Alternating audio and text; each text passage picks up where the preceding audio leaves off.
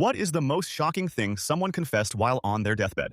Hey everyone, before we dive in, don't forget to hit that subscribe button so we can reach 1,000 subs together. Thanks for the support, now let's get into it. I'm a medical student, and one of my first patients was a woman who was HIV positive.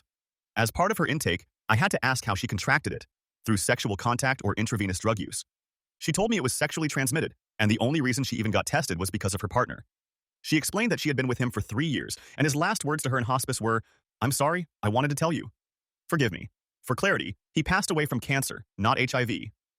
She has now been living with HIV for 20 years, is healthy, and her numbers are excellent. Medicine has come so far, HIV is no longer the death sentence it once was. Story 2, good and bad. The good, my aunt had cancer and knew her time was short, maybe a week. Eating and drinking were almost impossible, so she chose to be placed under heavy sedation for her final days. Before she went under, her last words were, I see the stars. They're sweet and run carefree, gather them up. She passed away 3 days later. No one knows exactly what she meant, but it was so uniquely her that my uncle got those words tattooed over his heart. The bad. My other uncle was in a terrible car accident. In the ambulance, he whispered, "Tell my wife that Wendy is my daughter, and I love her." He died a few minutes later from internal bleeding. Wendy was the neighbor's young child. That single sentence caused years of family chaos.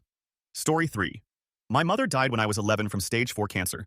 While in hospice, she briefly woke up, heavily medicated, and pointed at my grandmother, my dad's mom, saying, "What are you doing here?" "I never liked you." It wasn't especially shocking, but it was both brutal and hilarious.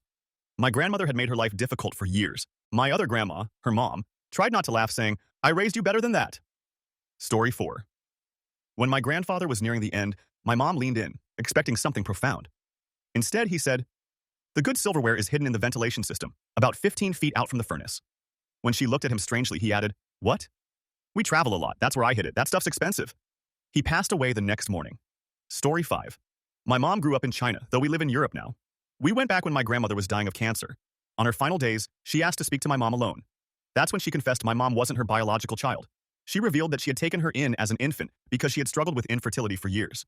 My mother was devastated at first, grieving not only for her unknown biological family, but also from the shock. But she later said it explained the unconditional love she always received. My grandparents gave her everything, kindness, care, and even sent her to study abroad in the US despite not being wealthy. She may not have been their biological daughter, but they treated her like their princess her entire life.